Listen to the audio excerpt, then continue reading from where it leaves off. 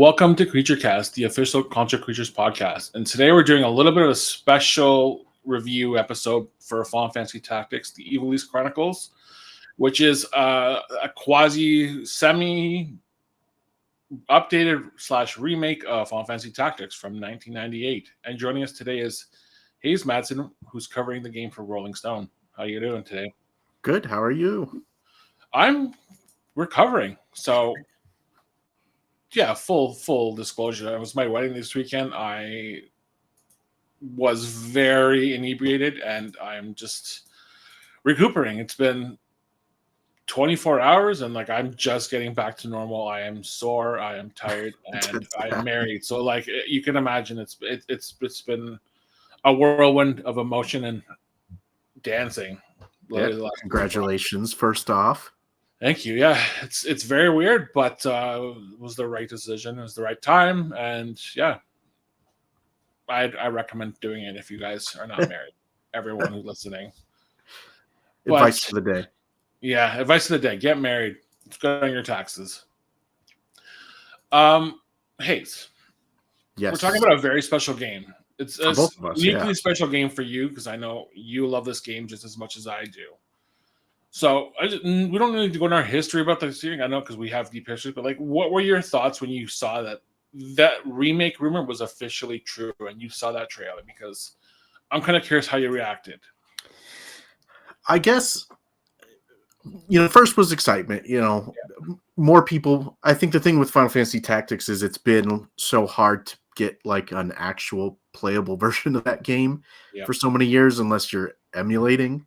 But you have the PS1 version, you have the PSP version. That's it. I guess there's the iOS version too, but it's very not good in terms of performance. That's the way to put it. Very not good. But I was initially a little hesitant because it's one of those games that's it kind of has such a uniquely special place in history. Yep.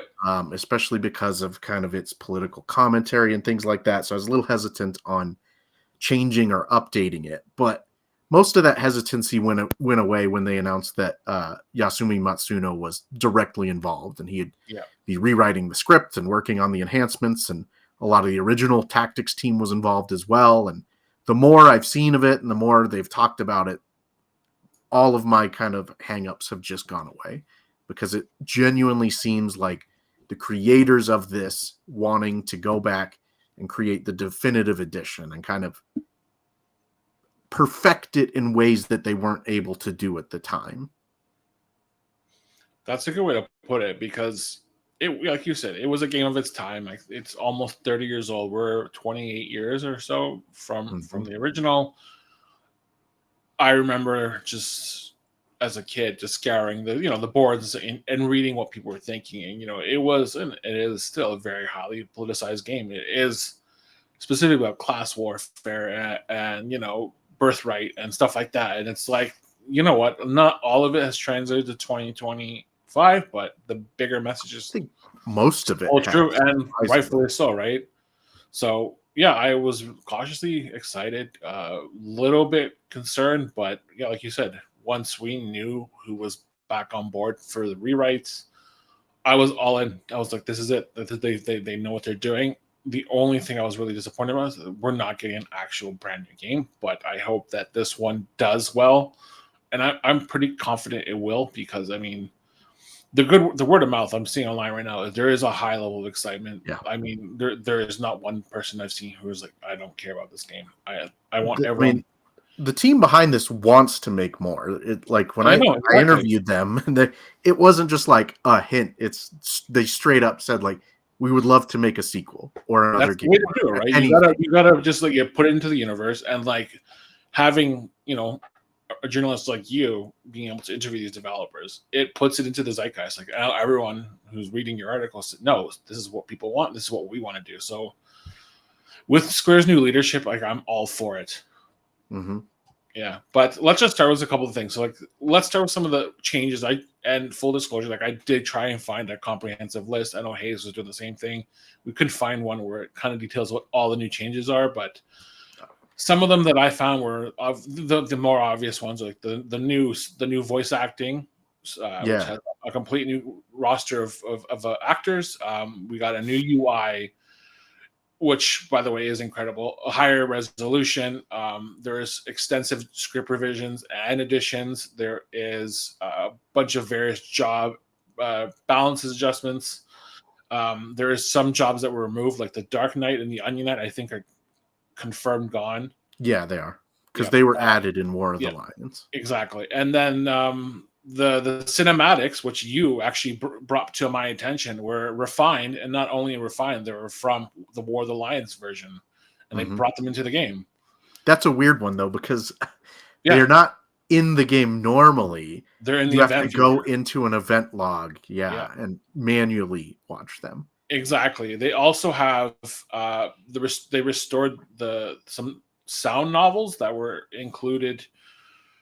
God, this is a while ago. I don't even know. This is like maybe 10, 15 years ago. The sound novels were in the original Japanese version of the game. See, something we never even got here. So which is great. They're very text heavy and very lengthy, and so like when they localized the game, it was just too much of a lift. Back then, it was different. Yeah, like they had to really they were constricted for time. It was a different time back then. Like we were part of it. We kind of knew, but like now that we're so far removed from that time, like it's crazy what they were able to do even back then with translations. But yeah, they're there.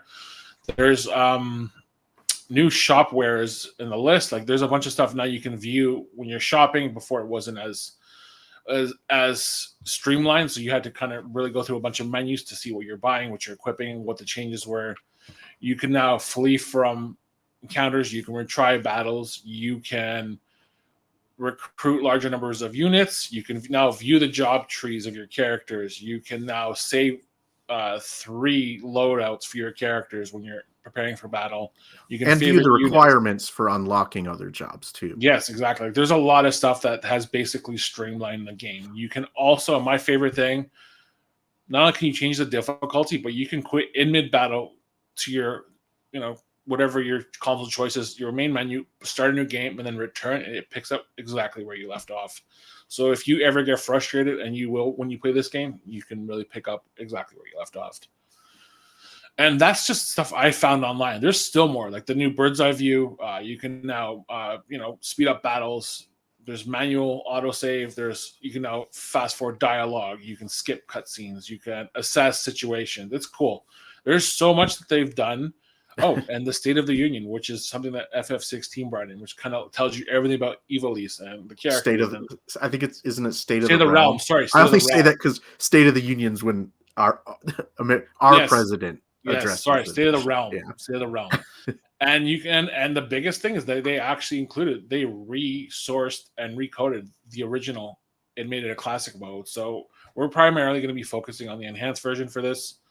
If you want to play the original, it's available when the game launches September 30th. So like I would highly advise you play it enhanced and then go back and compare it to what it was like 30 years ago. It's pretty shocking how different they are. It's amazing. You get 2 games for 1. You're getting basically 2 games for 1. I know it's the same, but like to recode everything from scratch and basically bring it up to where it was, like that's an impressive feat, and they've done a really good job with it. Well, and I think it's interesting because they, at the tactics panel at PAX, they said like the reason they didn't have the original source code is because at that time, when they did new localizations, they essentially rewrote over the original version. So every new localization would rewrite over the original. So they had 15 localizations deep, and they couldn't find the original source code. Yeah, it happens, right? I mean, we've lost FF8 source code. Like this is just stuff that happens. Unfortunately, it's just a product of its time. But I'm glad to see that they kind of realize now how important these games were, and that they're doing something about it. But let's talk about the enhanced version. So, what was your first? At first glance, what did you think of the enhanced version? Like, do you feel like this is honestly the best way to play it? Do you feel like the story holds up with the new retranslation? I think the story is the biggest thing for me because I wrote in my review kind of how important its message was. And a big part of that is because Matsuno, before he worked on games, he was an economic reporter for a few years. And that was a big deal to him. And it was especially kind of formed by the collapse of Japan's bubble economy. Yep. And I think that was kind of one of my worries, is that they might, I guess the way to say it is like defang the story a little bit. Yeah. But I think that the new script it's based on the War of the Lions script, but it's kind of been tweaked and rewritten to accommodate the voice acting from there. And I know people love War of the Lions for good reason. It is a great port. It is a great port. It just had issues that were too technical for the time. I don't feel like it was meant to be played solely on a PSP, and that's what really kind of held it back. But I genuinely feel that like this version of the script is the best version this game has ever had, because it has kind of that the grandiose feeling of War of the Lions a little bit. That kind of old English Shakespearean feeling is still there, not quite as much as War of the Lions had, but a lot of the writing is really like tightened and tuned up to feel more modern and more incisive, right? Yeah. It's a little less flowery, which I think works very well for this. And I particularly love there's actually a lot of new dialogue added in battles. So if you bring characters into battle and they have, like, for example, if you bring Agrius into battle against a lot of like the church knights and stuff, she might have unique dialogue with them because she knows them. And I found like a surprising amount of really good story development in there. I particularly love, like, the battle I love the most is the one where you fight Gafgarian for the last time. And there's a lot of really good moments between him and Ramza there. Yep. I know exactly what you're talking about. So it definitely the script itself punches above its weight. Like, it is you're right. It is the definitive version. I feel like it's not only modernized, but it respects the original and War of the Lions in a way that, like, I'm surprised it did. I was expecting just a full modernization with little of the soul left behind of it, but it actually is. It's very it's a precision cut script. Like, it is. There's no little to no just like filler in there. It's just cutscene after cutscene after cutscene, and it's just so like it's just like, it blows me away just how definitive it feels. Like, there is no room for error in this script, and they nailed it. It really is the Game of Thrones of video games at this point. I feel it surpasses the FF16 script in more ways than one, right? Like, it is. Well, and I think going back and playing this again, and I played this game. This is my, I think, 8th or 9th time through Tactics. But playing this again now, 16 is incredibly inspired by Tactics. It is directly inspired by Tactics. And I think that the voice acting here is actually almost on par with 16. Yeah. And I think in particular, I think the actors for Ramza and Delita are really good, because you can tell they captured the spirit. They honestly, that when I was a kid, and I loved Phil Lamar's take on Ramza years ago, but like, these new actors, I've really caught the soul and like the personality of these characters in a way I never expected. And like, this is what I imagined as a child playing this game. Like, they sound exactly what I want them to, and it kind of just waterfalls from there. The main characters are a 10 out of 10, and then it just kind of falls down. It's like everyone is really good.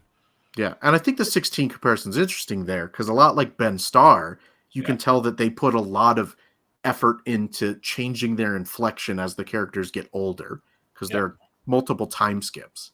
And especially the actor that does Ramza, like, he feels like a different character in every arc, chapter 4 than he does in chapter 1, in a very good way, which really, helps kind of accentuate the change that he goes through even more. Yeah. And that's kind of the biggest takeaway that is, like, that these characters are really, they're very complex characters that you don't see often anymore. Like, these are some of the best written characters Square's ever put to paper to screen. And it's just, for me, it's exciting, because now I can be like, hey, this remake / remaster is now out. You should really play it, and like, here's why. Because these characters are not just one-sided, creations of these developers. These are fully functional characters that are just you're playing as them, and it's very rare to get that these days. Like that last time I felt we had characters like that was, God, I feel like it was Kratos and Atreus. Like those were like such comprehensive characters, and like they really were designed to feel like people we know. And like I love that about them. Like I do know someone who's like Kratos, who's been through hell and back, and I do know. I'm not gonna say he's a royal, but like I do know someone who came from a background of privilege, and now he had to leave it all. And like you can if you explore the world and you meet people, like you can kind of start seeing like where all these people have come from, where they belong, and like how they are people of today's culture. And it's kind of weird that, like you said, the story was created for Japan 30 years ago, and it holds true even today when we really have not learned anything economically, socially, culturally. It's all the same. It just comes. Time is a flat circle, right? And we just keep going in circles. Yeah, and we don't have to get into this aspect, but especially like living in America right now, it's surprising how prescient this game feels in so many ways. I appreciate the political stuff, but like we're going to be talking about. If you're listening, we're not going to be talking about that. Yeah. There is a time and place for that. We're just more talking about story, gameplay, characters, changes. Hey, is there anything you want to talk about the story specifically that you kind of noticed has changed for the better or for worse? Because there is a pretty one-to-one good translation, and they've just added more detail for basically every situation, I find. But I genuinely don't think there's really anything that's changed for the worse, to be honest. There might be like one voice actor here or there that like their performance isn't quite as good as the others, but like I genuinely love everything they've done with this. The State of the Realm feature is phenomenal, and it really helps you get a better idea of kind of the scope of the conflict and the story. And voice acting is great. The new battle dialogue is great. I genuinely like, in terms of everything they've done to punch up the story or tighten it, like I really do think that it's all good pretty much across the board. Yeah. So let's get to the story. Let's get to the combat then, because this is obviously the big meat of the game, right? So it's the gameplay. It's a tactical game. How do you feel it's held up compared to the original or War of the Lions? Like, do you feel like this is the definitive version of that combat system?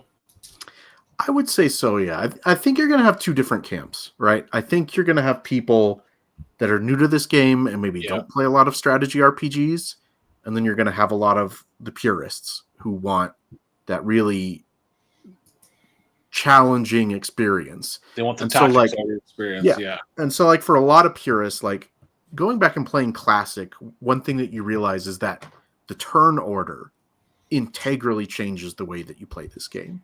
Oh, like, being 100%. Able to see the turns and who's coming up and who's casting and when a cast is going to hit, like, that integrally changes. You go back and play Classic and you realize, like, I have no idea who's taking a turn next or how long this spell is going to take. And, like, that's a major part of the strategy that it just integrally changes how you play.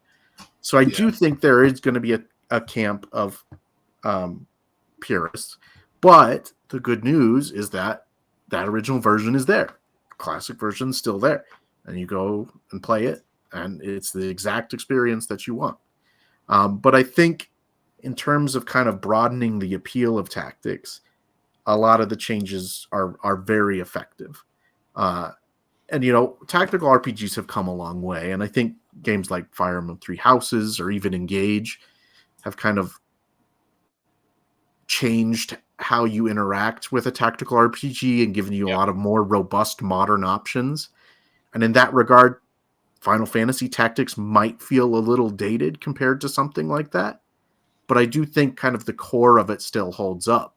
And especially the fact that it's still a core part of what makes this game's kind of gameplay leap so good is that you can break it. Like, there are things you can do with jobs that completely break open the experience, and a lot of that is still there. Did you, when you first got Gafgarian, did you steal his stuff like every other playthrough, or did you just go in there and take all his weapons? I didn't do that this time. I totally Oh, you forgot about didn't? that this time. Yeah.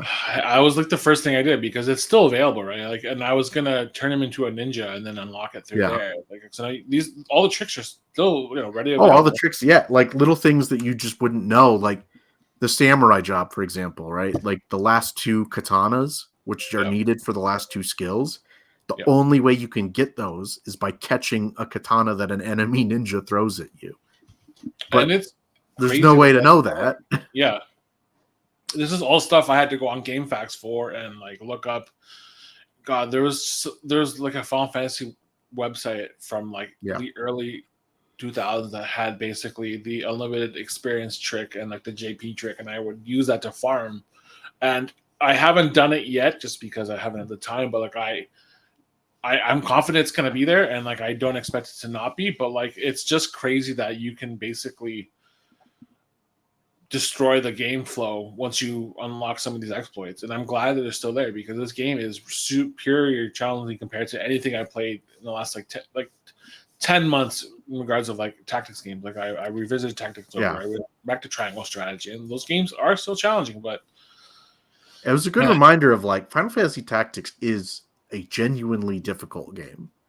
The difficulty options help with that, but there's quite a few battles in this that I replayed, man, like 6 times maybe. Like the battles in Riovanis Castle, like there's the really notorious Weegref boss battle, right?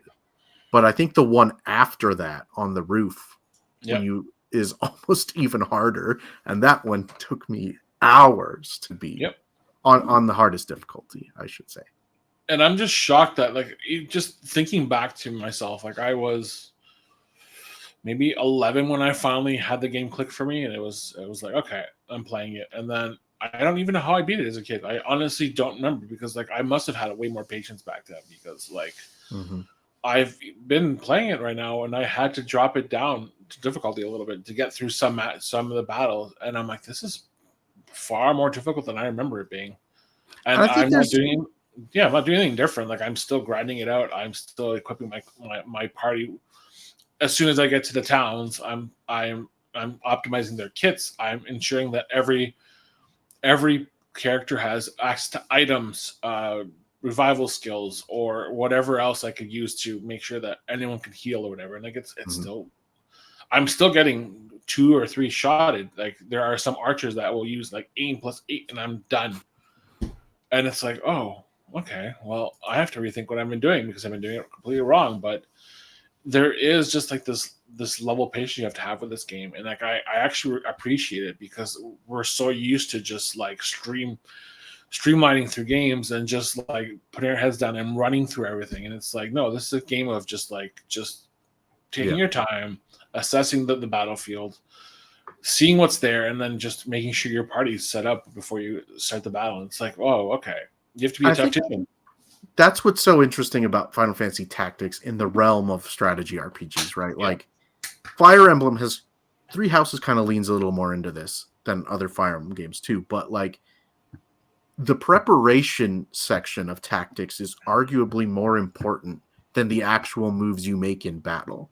It's like a game of chess. Yeah, building your party and kind of tuning them out and combining skills, and like you really need to put a lot of thought into how you construct your army, not just how you move in the middle of battle. And I think that's what's so fascinating. And it to me, it has always kind of like helped Tactics really lean into its kind of like representation of a grand war or grand conflict, right? Because there's the tactician element where you really are thinking things through before battle. And that's the big thing. You really have to, like triple, even quadruple check. Does this character have everything he needs to dive in? You have a diverse cast because my party basically consisted of Ramza as the squire, a black and white knight, and then an archer. And then as soon as I started getting like the red mage, I would get as many skills as I could, make them a secondary, because you can equip secondary party ability or secondary job abilities to your character and just kit them out that way. And it's just like oh wow, this isn't working, so I have to go back and like I have to reassess it. And it's like, well, Ramza, he shines as a squire. You have to keep him as one for so long until you get. I turned him into, I think it was a ninja as soon as I got that, and that was basically that was the entire thing. It was squire to ninja for me, and then everyone else is almost every playthrough I do Ramza as ninja, and then monk to get like counter and life font, and then I spec him into ninja, and then dual wielding samurai after that. Yeah, and that's kind of like his defined class. Like that's kind of his evolution, and it works. And I'm so happy that a lot of the like all these old tricks are, like I said, they're just transit. They're back, and like they work, and like it's crazy just how different the game feels because of the quality of life changes. But I can still recognize the game that I grew up with. Yeah. But I do appreciate, like you said, like I appreciate the turn order. I appreciate trying to attack somebody. It tells me not only the success rate, like the distance I would need to get to them, how if I screw up, I can basically reset my movements. I can basically assess them. Anything about that enemy I will know before I even move to them. And it's like there's just the quality of life improvements are more of like it's the behind the scenes stuff. It's like you roll the dice, but like now you get to know what the numbers are to get to that dice. It's just it's crazy just how much information you're given. And I'm just kind of shocked that we never had this before. It was very like, here's how far you can move, here's how much damage you can do, and that's basically all you're gonna know. And like now, like it feels like you're playing 3D chess because there's just way more information available. Yeah. So speaking of Ramza too, there's a fun little detail I noticed that it's not really big, but every major story character has like their own class. But Ramza just had Squire. But in Chapter 4 in this, Ramza's Squire class actually changes to Gallant Knight. Yeah, it's a fun little detail that kind of gives him his own thing. The other thing I think is I saw a lot of people before release wondering, they saw screenshots and stuff and wondered like, oh, have they nerfed Sid? But I'm happy to say that Sid has not been nerfed in any way, and he still feels like having a cheat code to the game once you get him in your party. Everything that I was concerned about has been alleviated. Like I don't think I've noticed any nerfs, like anything drastically. Like really, there are some like obvious some damage changes, but like not to the point where it's like I still, if I want to spam like spells, I can still do it. Like they even said they had. I remember the developers had said that they'd toned down archers, but man, the archers in this game they hit hard. They're still crazy. Like I remember the first battle where you meet Mustadio, and there's an archer that I could not get to, and they killed him in 2 shots, and there was no way I could get to him because I was just at that point switching people from squires to like white knights or white mages and black mages and archers, and it's like. Well, Mustadio is powerful, but like he's not doing what I need him to do, and I ended up having to play the battle a couple times because like you said, the archers are just overwhelming. Like if you don't focus on them first, you're likely gonna lose. And I'm glad I'm super thankful for it. The only thing I did notice is that I don't know if you caught this, but the AI is a little wonky. I think it's gotten a little worse for myself. I just don't remember a lot of, like for Agrias, the guest party member AI. Yeah, the guest party members are terrible. I feel like they've actually kind of lost a lot of their allure because I had issues where Agrias, who could not only protect and shell and like do all this stuff, she would basically just move to one section of the map, wait, and that was it. But like when I needed her to heal, she would just vanish, or if I needed her to revive somebody, she would always just.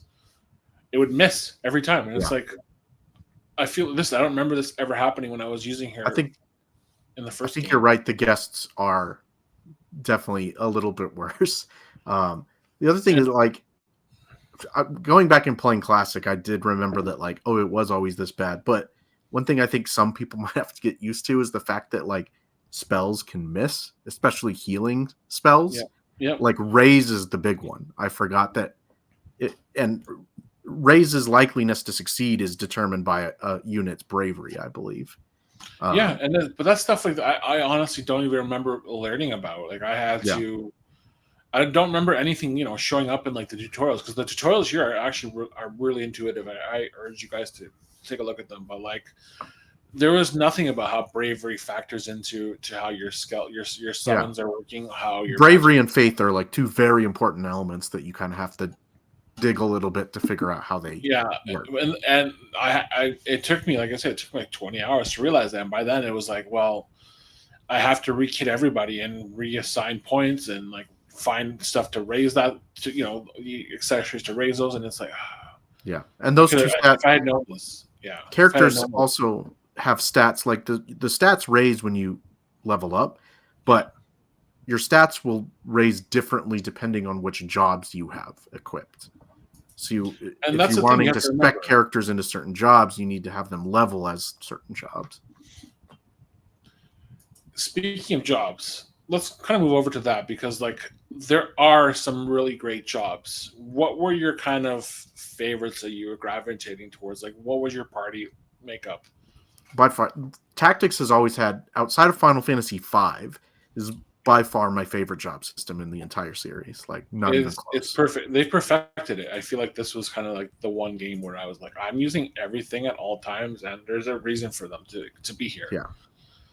Samurai Ninja is always like, you have to have a ninja, mostly just because of their speed.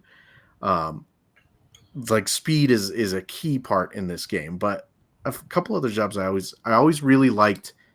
I know it's not necessarily a fan favorite, but I always really liked Orator, simply because of like their speechcraft skills. I think are really fun. Just the idea of like using speechcraft, like having your character like yell at an enemy to lower their bravery, is just really funny to me. Not to mention its entice skill, where you can like convince enemy units to join your party or convince monsters to join your party, and that's a really good way of kind of like diversifying your party setup. Yep. And then Time Mage too. Time Mage is essential in this game. Time Mage, you cannot survive the later half of the game without having a Time Mage available. I feel like it'll make your life 2 to 3 to 4 times better. Like there is just some like, how do you survive without like slow ja and like haste ja? Like those are spells that you basically will need against the coffee. But I ended up just sticking to the classics. Like it's hard. Like I said, there's all these jobs are incredible. Like there's always gonna be at least 1 or 2 skills I'm pulling from every class, but like it ended up being the favorites. Like I did Samurai, I did Ninja, I focused on a Red Mage. I think the Red Mage is super important. The other one that I didn't typically use it a lot, but Bard is actually really good. I don't know if it's been buffed a little in this, but like I found that Bard was extremely useful. And I had a character where I got equipped guns from Orator, and I put a gun on the Bard, and then I also put summon magic on him. Yeah, and it was just like a crazy character build that could do anything pretty much. And that's the thing, like you have a lot of great choices here. Like there, even the summons, I feel like they even got a little bit of a buff, because early levels I think it was just like a random one-off battle against some bandits I found, and they had a summoner, and it wiped the floor with me, and I was like, I don't remember them being this strong. Like I think it was, who was it? Ramu. I think Ramu was like the first summon I encountered, and like it just destroyed me. I was like, this is a lot more powerful than I remember. But yeah, no, like everything feels a lot more enhanced, a lot more buffed, and like you're right. I think there is like the Orator specifically. I feel like they got a buff. Like they had to. There's no way. I guess it's important to note too that like a lot of the secret characters have also been improved. Beowulf was always pretty good, but he's got a little bit of a bump even. Same with Reese. And then particularly Cloud is a lot easier to make useful, because in the original game, like you had to get Cloud after this whole lengthy side quest, and then you had to get his materia blade by stepping on a specific tile in a specific map, or else he couldn't use his limit breaks. And his stats were also terrible. So was a very long process of grinding Cloud to make him anywhere near useful. There's still a little bit of grinding with him in this version, but it's a lot easier, and you don't have to. He already comes with his materia blade equipped, and he has extra job abilities. So he's a lot better in this version. I actually think I have to say, like, out of all those tier characters, they were all pretty expanded upon. Even like Construct 8, Beoulve specifically, like, I feel like they feel a lot better than they did. And like you said, Cloud is the one that I have to have Cloud in my party. Then by the time he's available, he's not leaving my party. Like, I know it's kind of a cop out because I love Cloud, but that's what I have. Every playthrough I always have him, even in the original version when he sucked. He like always was in my party. I would spend hours buffing him and making sure he was ready. And like once he was a powerhouse. Mm-hmm. I'm the only thing, and I know that the developer said that they didn't want to include characters from War of the Lions, but I would have loved to see Balthier. I honestly feel like he would have been a shoo-in for this, and like I know he's from a different version of Ivalice or whatever you want to call it, or further down the timeline or whatever, but it would have been cool to have him there because I loved his class in this game. Like he was so cool to have in this game. He's also like the most hilariously broken character in the entire game because his speed stat is insane in War of the Lions. Yeah, like I would just lose my mind if we get an update in like 6 months and it's like, hey, by the way, we found a way to incorporate War of the Lions content, so have at it, play it again. Mm-hmm. But I mean, that would be a fantastic little way to keep people wanting to come back. Like I know a couple people who aren't really interested in this game because it's not War of the Lions, and I feel like that's a disservice to this game. But like I know people specifically, that was their first experience. That's what they want to see more of. But I do get the frustration, but I do think it largely stems from like Matsuno himself coming back to work on this with a lot of the key team members. Yep. And War of the Lions was made by a completely different team. Exactly. It wasn't the original Tactics team. So I get them saying like, we didn't make that content. We don't want to work on that. That's what it comes down to. Yeah. We want to make the definitive version of our original game. Exactly. So I'm cautiously excited for my friends who have not played this game, but like anyone who I've spoken to in the past couple months, I'm doing my best to convince them because like I'm at the time of this review, like I've rolled credits. I'm going to go back and finish up a couple things. I have to redo the ending again just because of my personal stuff, but I've been at this point where it's like I forgot just how much I love this world, these characters, and just like this feeling I get when I'm playing this game. It is, I think it was my first tactical game, and it's kind of always stuck with me in the back of my head. It's like a lot of people are their first experience with a Fire Emblem game or a Tactics Ogre, but for me it was this game, and it's been so special just to revisit this game. Even now, I've played it at this point like 10 times, but I never tire of this game. Like it doesn't matter how many times I've played it, how many times I've gone game over, how many times I've struggled. It's like I meet Ramza and I meet Delita, and I'm like, oh, these characters are so well written. They're so realistic. They have the most diverse character arcs out of almost any Final Fantasy character outside of maybe FF14. Yeah. And it's like, I think this is a good option. With the original Final Fantasy Tactics, I do think it's like one of the most important stories ever told in video games. But 100%. It was a little hard to recommend sometimes to people who don't like tactical RPGs or who have maybe never played one. Like I would not recommend the original Tactics as someone's first tactical RPG. But 100%. This I think changes that. I do think if you've never played a tactical RPG, but you want a good fantasy story or a good political story or just a good story, like I think this is a good option. You can, even if you tune it down to Squire, the lowest difficulty, and just go through the story, like narrative is the most important part of this game. And there's a lot of robust options to the gameplay, but this is a game wholly focused on its narrative. from beginning to end, and you're gonna get a lot out of that. And that's all you can really ask for. Like you're gonna get a lot of that. Let's talk about the difficulty levels. I know we just kind of briefly touched upon it, but like, how do you feel that this remake compares to the original or War of the Lions? Do you feel?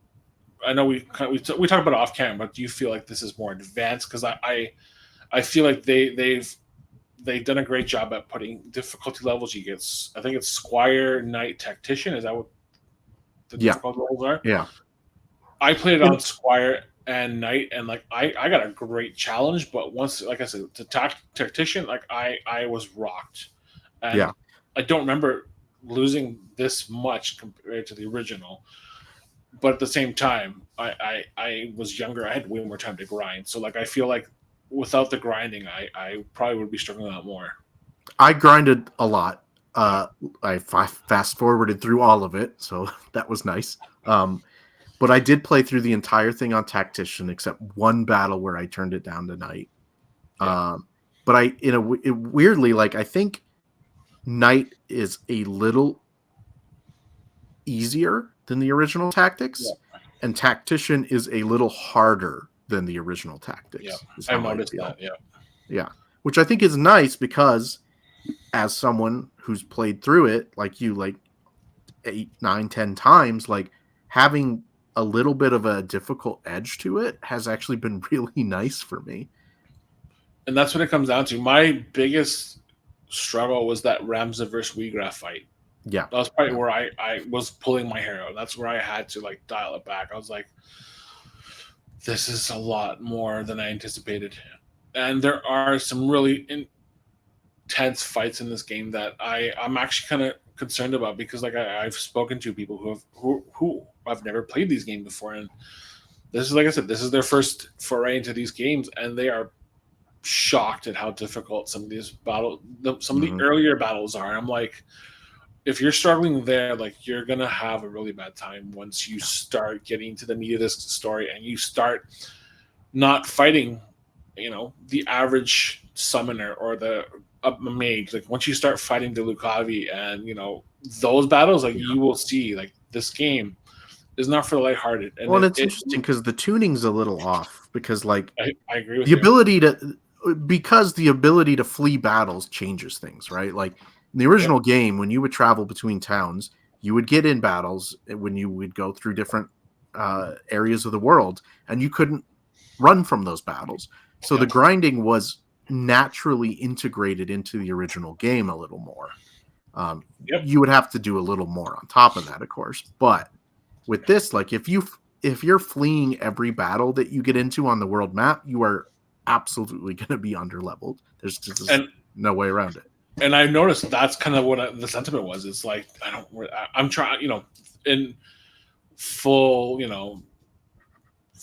just speaking to other people. Like the biggest thing was like, they're at a point where they have to kind of crunch for the review. And I'm like, don't do that, because like you're basically, you're just making your life more complicated. Like to flee battle basically means you're going to be going back and doing this battle later on, regardless whether they want to do it or not, because I told them, like there was never an option to flee. Like once you got a random encounter, you're playing it, and you're very likely going to lose some of your favorite party members. So like just get used to that gameplay loop, because this is a game where I did lose a lot of people. I think I ended up dying, I think about 12 times. So like that was my number. Like I try to keep it under a certain amount. Like I do not like going over a certain amount, but like I lost about 12 characters, and they were my favorite fighter, my favorite monk, my favorite knight. Like I lost them, and I'm like, and it still stings. And that's what I remember. It's just like it stings when you lose. Like Cameron, my first original knight that was from Act 1. I guess I hadn't.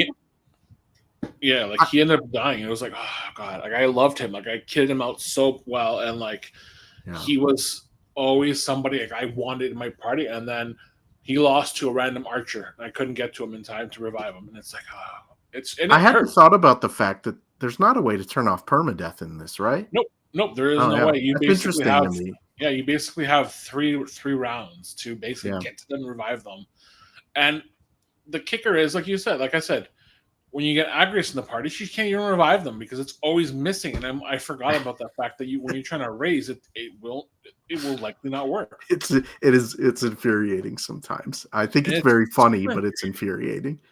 And it's like I forgot about all these permadeaths, and it's like you like Square, you've done all this work to modernize this game, and like the one thing I think I would have preferred not having permadeath, but like it incentivizes you to actually play the game the way it's intended and to continually improve your Yeah. party. But like, oh, man, it sucked. Well, I can see an argument on the other side too that like this is such like it's such a story about like grief and war and senseless killing, and like I could probably see the argument of like taking permadeath out would kind of lower the stakes a little bit in some way.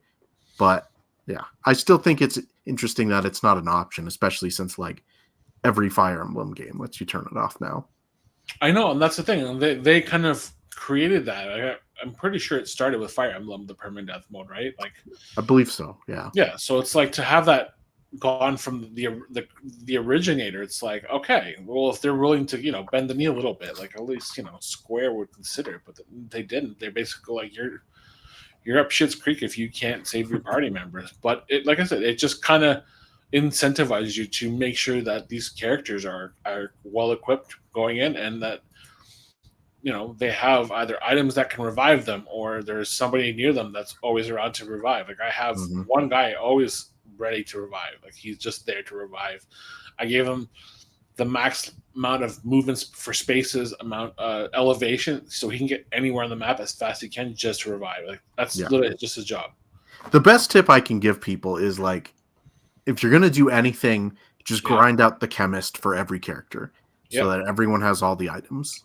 That's like number one, is that everyone is able to use Phoenix Down or Remedy or an X potion. At least those three. Yeah. And that's the thing. It just, man, for every great thing it does, there's just like one small thing I would have preferred to change. Like there's just so many things I forgot about. Like you basically do have to learn. Like you said, you're gonna have to grind out chemists. You have to grind out every item, because I was like, why can't I use potions again? Yep. And it's like, oh, I didn't have enough job points to learn I can use potions. Which is like such a only in this game, like every other Final Fantasy game, there's not a restriction on using items. Yeah, and that was the thing. Like the early chapter, and it's so weird because like I said, I played like 10 times, and it's like I don't know why is Ramza not able to use like even a revive? And it's like, well, he's not a chemist. He didn't learn it. So you got to go back a couple stages and battle out and grind him out. And it's like, oh. And I get the other tip too is like always unlock JP boost first. On the JP squire. Boost and movement. Get that extra movement. That extra square will save your life. Those should be the very first things you unlock. And that's the other thing. I forgot. And that was the other thing I forgot. And like, if you're listening, please remember it. Once you unlock with your job points, you have to go back into their equipment menu, and then you have to equip it from there. It's not just unlocking it automatically as to your character. You have to physically go back and add it to their profile. Mm-hmm. I learned that the hard way because I forgot. We've been so spoiled with how streamlined a lot of things is, and coincidentally, I'm playing Ghost of Yotai at the same time, and it's basically anything I buy, you can buy and equip, and it basically does all that work for you instead of having to go through the menu. So like I forgot about that because everything is just so streamlined today. And it reminds me just how different games were 30 years ago, how many I had that same experience playing the Dragon Quest III remake, where I was like, man, I forgot how much like menu everything was you in have the menus. to do in this and it was game. So menu driven. Yeah. It's like, oh god, like I'm kind of glad we've done away with it, but I'm glad there's like one or two games like this where it's like hey, this is what we used to do 30 years ago, where you were spending half your time in a menu trying to prepare your character. But like I'm thankful for it because it just kind of reminds me just how special a game like this is. It's not just the gameplay, it's the equal amount of time you're spending in menus, preparing the optimal party for the next encounter. Because like the encounters in this game, 9 out of 10 times, like they're fine, but like once you get to that special boss battle, like when you know you're about to hit like a special like a Lucavi battle, oh man, like that payoff of knowing your party is so prepared, like you can do it in one shot and like you lose nobody. It's like, whoa, I did that. It's not just this. It's not the gameplay. It wasn't the game. It was me. I made sure that everyone came out with their with their life.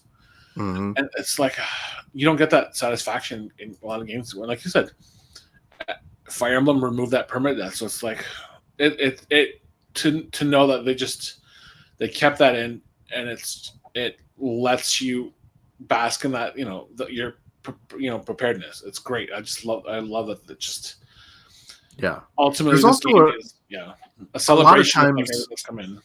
Yeah, I still love the feeling too of like there's so many battles in this game where like it would come down to the wire, right? Like I'd have 100%. like 3 units dead and they're about to get permadeath and disappear, and like I've got one person left and 2 health, and I I just managed to kill the last enemy or hit the boss, and it's just like so many satisfying battles that really come down to the wire, and that it's almost like I hate to do this because everyone compares things to Souls games, but it is almost like that Souls moment where like it's so difficult and you have that catharsis where it's like, man, I really did it. Like I barely eked it out. And it's just such a satisfying moment that you don't get in a lot of games.